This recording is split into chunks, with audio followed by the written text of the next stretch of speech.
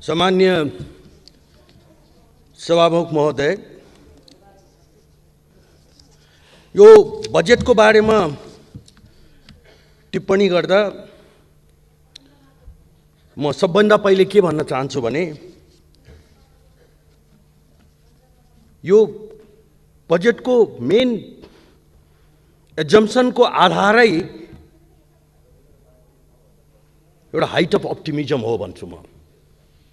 Optimism कुन अर्थमा भने चालु आर्थिक वर्षमा हामीले लगभग 8 खरब राजस्व उठाउन गइरहेका छौं, जबकि 10 महिनासम्म करिब बजार अर्थतन्त्र चलायमान थियो। अब आउने वर्ष चाहिँ त्योभन्दा पनि बढी 10 खरबको राजस्वको हामीले प्रक्षेपण गर्दैछौँ यो बजेटको माध्यमबाट। साउन 1 गतेदेखि नै फेरि प्री कोभिडको स्थितिमा यदि राष्ट्र गयो भने पनि यति पैसा उठ्न नसक्नु निश्चित छ। त्यसैले अप्टिमिस्ट हुनुपर्छ, भिजनरी हुनुपर्छ, स्वप्नदर्शी हुनुपर्छ, तर त्यसको धरातललाई पनि हामीले बिर्सनु हुँदैन। अहिले दुर्भाग्यवश कोभिडको संक्रमण बढ्दो छ।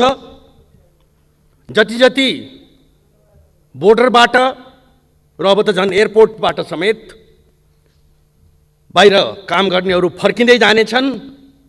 हामीले नचाहँदै पनि यसको तादाद बढ्नेवाला छ। बजार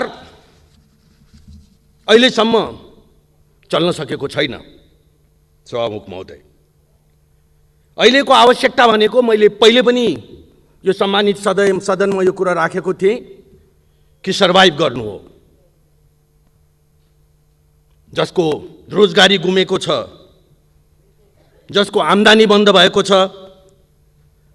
रेमिटेन्स सुक्दै जानाले बजारमा एक प्रकारको चाहिँ लिक्विडिटी, एक प्रकारको क्याश फ्लो, एक प्रकारको साइकल त्यसले क्रिएट गरेको डिमान्ड र त्यो डिमान्डबाट सिर्जना भएको बजार र आयातबाट जन्मिएको राजस्व, यो साइकलले ऐन प्रकारेण मुलुकको खर्च धानिरहेको स्थिति थियो। अबको स्थिति, अब आउने दिनहरू अत्यन्त कठिन हुनेवाला छन्। आधा भन्दा बढ्ता रेमिटेन्स सुक्ने छ भन्ने कुरा चारैतिरबाट आउन थालिसकेका छन्। त्यसको प्रभाव सबभन्दा पहिले त ती जसले कमाउँथे तिनको खल्तीमा पर्नेवाला छ र त्यसको प्रभाव बजारमा पर्नेवालामा छ।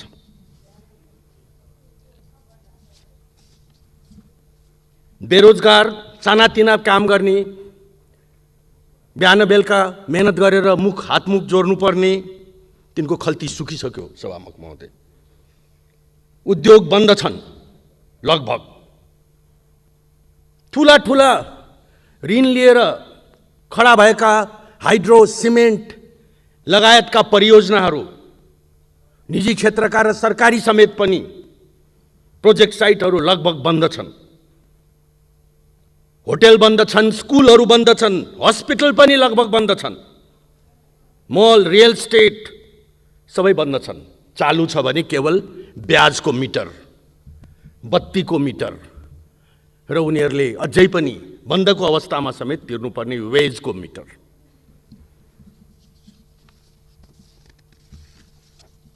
धेरै हामी एउटा जिम्मेवार पृष्ठभूमिबाट यो प्रतिनिधि सभामा आफ्नो पार्टीको प्लेटफर्ममा प्रतिनिधित्व गर्छौं।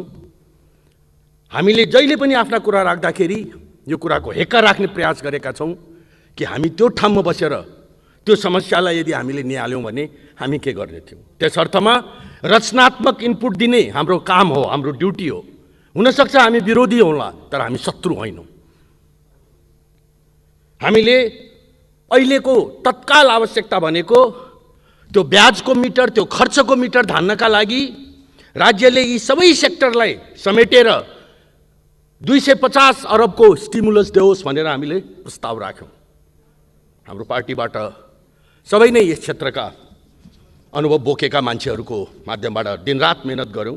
अर्थमन्त्रीज्यूले पढ्ने फुर्सद पाउनुभयो कि भएन मलाई थाहा छैन, तर हामीले एउटा जिम्मेवार ठाउँमा बसेर त्यसो गऱ्यौँ।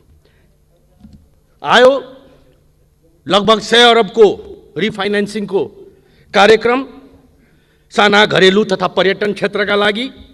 त्यसमा यातायात समावेश छैन, शिक्षा समावेश छैन, निर्माण समावेश छैन, ठुला प्रोजेक्ट्सहरू समावेश छैनन्। यी समावेश नभएका सेक्टरहरू यदि धराशायी बने भने र ती त्यो क्रममा छन्, त्यसको प्रभाव ब्याङ्किङ सेक्टरमा पनि पर्ने कुरो निश्चित छ। नयाँ रोजगारीको बजारमा एकातर्फ परम्परागत रूपमा चलिआएका उद्योग व्यापार र व्यापारको कुरा गर्दाखेरि म सप्लाई चेनको कुरा गर्न चाहन्छु। सभामुख महोदय, बजारहरू बन्द छन्, अझै पनि हामीले यातायातलाई सुचारू रूपले चलाउन सकेका छैनौँ।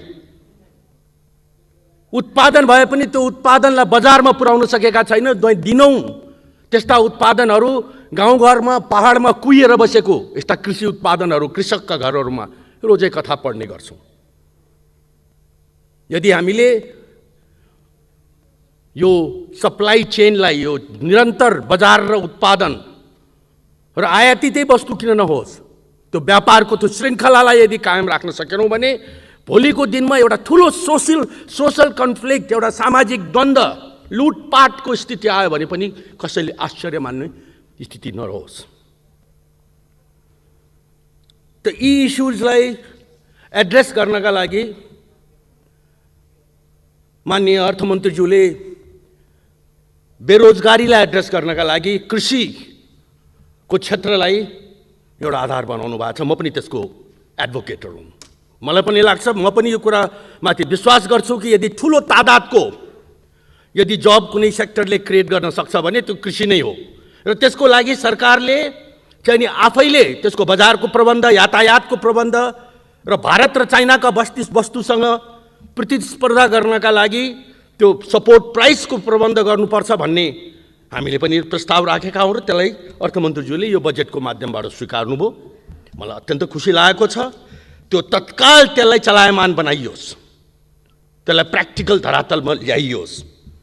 बेरोजगार युवालाई ट्रेनिङ र ट्रेनिङलाई क्यापिटलसँग जोड्ने जुन कतिपय यसमा कार्यक्रमहरूका कुरा गरिएका छन्, त्यसको पृष्ठभूमि हिजोका दिनसम्म त्यति राम्रो छैन। समय सिद्धिसकेको छ। त्यस्ता ती बेरोजगारलाई सिपसँग जोड्ने र क्यापिटलसँग जोड्ने काम कमसेकम त्यो एफिसिएन्ट इन्स्ट्रुमेन्ट आज ठाउँ ठाउँमा चाहिँ नि सरकारी निकायहरूबाट सञ्चालित ट्रेनिङ प्रोग्राम्सहरू सञ्चालन हुन्छन्, त्यहाँ कोही जान चाहँदैन पैसा दिँदाखेरि पनि। र निजी क्षेत्रबाट सञ्चालित त्यस्ता प्रोग्राममा लाइन लाग्दछ पैसा तिरिकन पनि। त यो अब निजी क्षेत्रको स्थापित चाहिँ यस्ता इन्स्ट्रुमेन्ट, यस्ता प्लेटफर्म, एफिसिएन्ट चाहिँ अर्गनाइजेसन, इन्फ्रास्ट्रक्चरहरूलाई अहिले राष्ट्रले खोजेको बेलामा पूर्ण रूपले चाहिँ नि प्रयोग गर्नुपर्छ भन्ने हाम्रो भनाइ हो। जहिले पनि भन्दै आएका छौँ। यो भेन्चर क्यापिटलदेखि लिएर जब क्रिएसनको काममा भयभरका फाइनेन्सियल इन्स्टिट्युसन्सहरूलाई, सरकारी निजी फाइनेन्स कम्पनी, ब्याङ्क्सहरूलाई प्रयोग गरियोस्। उनको कामै त्यही हो। सक्नु होला त्यो म सिध्याउनु लागेँ सभामुख महोदय। त मेरो फेरि पनि आग्रह छ कि अहिले पनि यो बजेटले केही संशोधन खोजेको छ, यी तत्कालका कुराहरूलाई एड्रेस गर्नका लागि, र त्यसतर्फ माननीय अर्थमन्त्रीज्यूको ध्यान जाओस्। धन्यवाद। माननीय श्री नवराज सिलवाल, समय 4 मिनेट। यस पछाडि माननीय श्री सन्त कुमार थारू।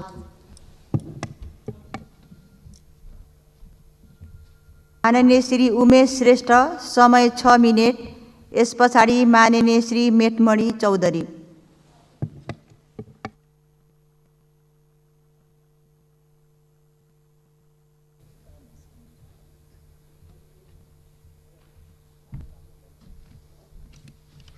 सम्माननीय सभामुखज्यू, आज हामी अर्थमन्त्रीज्यूले ल्याएको 77-78 को बजेटमा छलफल गर्दैछौँ।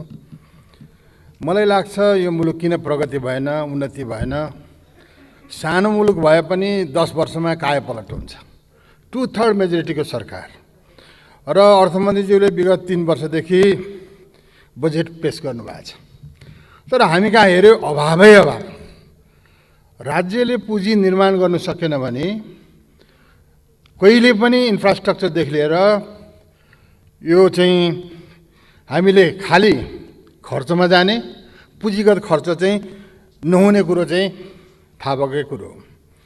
अहिले हेर्दाखेरि पनि हाम्रो 14 खरब 75 अरबको बजेटमा राजस्वबाट उठ्ने 10 खरब 21 अरब, करिबन 5 खरब 20 अरब चाहिँ हामी मागेरै चलाउने, आन्तरिक ऋण बाहिरबाट माग्ने।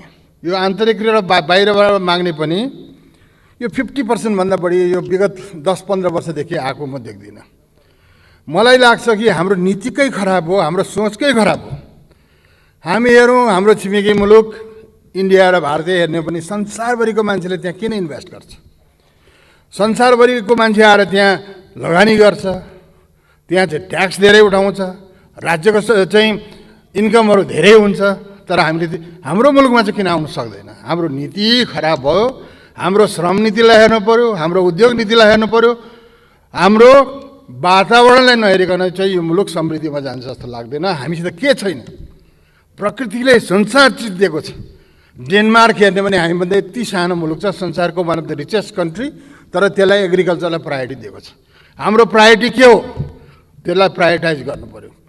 हामीले छरेर मात्रै के भन्छ भने धेरै दिन्छौँ, धेरै आवश्यकता छ, धेरै ठाउँमा हामी छर्छौँ, तर के भन्छ भने हाम्रो विकासै भएन। छरेर कहिले पनि विकास हुन्छ जस्तो मलाई लाग्दैन। अहिले हेर्ने भने भयङ्करै ठुलो चुनौती छ। यो विशेष अवस्था हो, विशेष परिस्थिति हो। अहिलेको बेलामा हाम्रो जनताको ज्यान जोगाउने, त्यसलाई जतिसुकै खर्च त्यसलाई गर्नुपर्छ। 1 वर्षको लागि हामीले यस्तो सोच्नु पर्यो कि छोडौँ 3 वर्ष 4 वर्षको परिकल्पना हामीले छोडेर 1 वर्षमा स्वास्थ्यमा हामीले के सब नम्बर 1 प्रायोरिटी, राहतमा नम्बर 1 प्रायोरिटी दिनु पर्यो। स्वास्थ्यमा बनाउने चिज पनि बनाउनु पर्यो र इमिडिएटली गर्नुपर्ने चिज पनि तुरुन्तै गर्नुपर्छ। र मन्त्रीज्यूलाई म के भन्न चाहन्छु भने अर्थमन्त्रीज्यूलाई यहाँ भएका उद्योग व्यवसाय व्यापार चाहे ठुलो हुन् चाहे सानो हुन्, त्यो उद्योग व्यापार व्यवसाय सिद्धियो भने श्रमिकहरूले धेरै दुःख पाउँछ। यही मुलुकमा हेर्ने हो भने सरकारले धेरै उद्योग व्यवसाय व्यापार गर्नु सक्दैन। गर्ने भने प्राइभेट सेक्टरै हो। दृष्टि हाम्रो प्राइभेट सेक्टरलाई लगानी गर, कमाऊ, रोजगार देऊ, ट्याक्स तिर भन्ने चाहिँ हाम्रो भावना हुनु पर्यो। तर हाम्रा हडल्सले गर्दाखेरि हाम्रो कुनै उद्योगहरू यहाँ भएका नेचुरल रिसोर्सेसका उद्योगहरू छैन। शिक्षा र स्वास्थ्यलाई ठुलो एउटा सर्भिस इन्डस्ट्री हामी बनाउन सक्छौँ। वन जङ्गललाई हामीले ठुलो सर्भिस इन्डस्ट्रीहरू बनाउन सक्छौँ। हाम्रो यस्तो एयर कन्डिसन भएको मुलुकमा हाम्रो उद्योगहरू किन हुँदैन? यसलाई सोच्नु पर्यो। र हामीले मात्रै लगानी गर्न सक्ने अवस्था छैन। यहाँका पुँजी हाम्रा यहाँको आन्तरिक स्रोतले लगानी गर्न सक्ने अवस्था स्थिति छैन। अब बाह्य पुँजी ल्याउनेदेखि लिएर यहाँ भएका उद्योगी व्यवसायहरूलाई हामीले कसरी राम्रो गर्न सकिन्छ त्यो विषयमा एकदमै राम्रो सोच्नुपर्छ। अहिले पनि म विशेष आग्रह म के गर्न चाहन्छु भन्दा अहिलेका उद्योग यहाँ भएका उद्योग व्यवसाय व्यापार स्कुल कलेज ब्याङ्क सब डुब्यो भने यहाँ ठुलो सङ्कट आउँछ। यो सामाजिक सङ्कटदेखि ठुलो सङ्कट आउँछ। यसलाई पनि राहतको प्याकेज दिन सक्ने स्टिमुलस प्याकेज भनेर जम्मा 1 खरबको अहिले हाम्रो चाहिँ राहतको प्याकेज छ। त्यसलाई पनि बढाएर जति सक्छ अहिले भनेका यहाँका उद्योग व्यवसाय व्यापारलाई राख्ने हो अनि उद्योग व्यापारको हाम्रो वातावरण बनाउने हो अनि त्यो अनुसार चाहिँ हामीले चाहिँ रोजगार सृजना गर्ने हो। अहिले हेर्दाखेरि हाम्रो 40% जति रेमिटेन्स घट्छ। त्यसको अल्टरनेट के हो? त्यहाँबाट आउने मान्छेलाई हुन त प्लानहरू यहाँ धेरै बनाइएको छ। यहाँ उद्योग खोलेन, व्यवसाय खोलेन, यो कृषिमा धेरै चेन्ज गर्न खोजिएको छ। तर यसरी कृषि चाहिँ छरेर कृषिको चाहिँ होला जस्तो लाग्दैन मलाई। उत्पादनलाई दिने बिग इन्डस्ट्रिजहरू अहिले चाइनामा हेर्ने हो भने त्यहाँ ठुल्ठुला व्यवसायिक गरेर चाहिँ कृषि चाहिँ त्यहाँ चाहिँ सफल भएको छ। हामीले सानो सानो बनाएर चाहिँ त्यहाँ चाहिँ हुँदैन। उत्पादनलाई दिनु पऱ्यो। चाहिँ उत्पादन भइसकेपछि त्यसलाई हामीले चाहिँ सब्सिडाइज गरे पनि भयो। यसको अलावा चाहिँ हामीले धेरै चिजहरू चाहिँ कृषिमा गर्ने सम्भावना छ। एउटा चाहिँ तपाईँको स्याउको बोट रोप्यो भने 100 रुपियाँ दिउँ न, 5 वर्षमा 500 दिउँ न। उत्पादन भइसकेपछि हामी त अहिले 43 अरबभन्दा बढीको चाहिँ स्याउहरू तरकारीहरू खान्छौँ भन्दाखेरि त्यसलाई बढीभन्दा बढी ध्यान दिनुपर्छ जस्तो लाग्छ। अर्को विद्युतमा पनि प्रायोरिटी दिनुपर्छ। यो विद्युत भनेको सरकारको प्रोजेक्ट हो।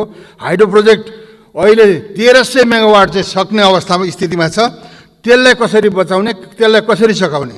अहिले हामीले फोकस गर्नुपर्ने भनेको भोलि गएर चाहिँ इन्कम जेनेरेट गर्ने, ताकि अहिले हामी 1,50 अरबभन्दा बढीको चाहिँ के भन्छन् विद्युत आयात गर्छौँ। यसलाई हाम्रो इन्कम्प्लिट भएका चाहिँ विद्युतलाई हामीले एक्सपोर्ट गर्न सक्यो भने ठुलो हाम्रो चाहिँ बजेट चाहिँ डिफिसिट भएको त्यसलाई पुरा हुन सक्छ जस्तो मलाई लाग्छ। अहिले सम्पन्न हुन लागेको जुन चाहिँ विद्युत छ त्यसलाई चाहिँ चाँडोभन्दा चाँडो चाहिँ यसलाई हामीले चाहिँ सक्ने र विशेष प्याकेजहरू दिनु पर्छ जस्तो मलाई लाग्छ।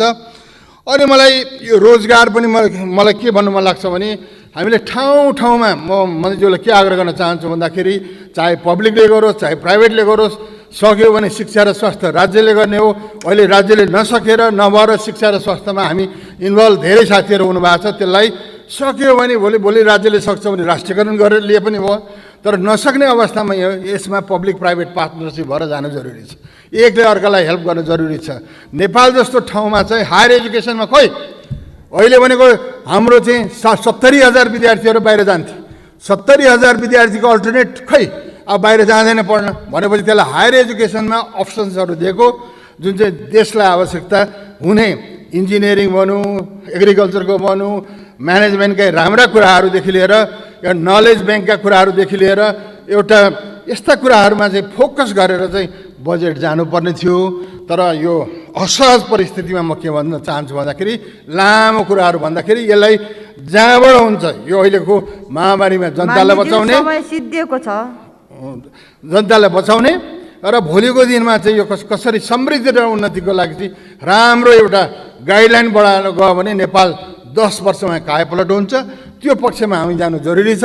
अहिलेको अवस्था स्थितिमा चाहिँ नीति खराब हुनु पर्यो, सोच राम्रो राख्नु पर्यो भने मात्रै हाम्रो समृद्धि उन्नति प्रगति हुन्छ जस्तो लाग्छ।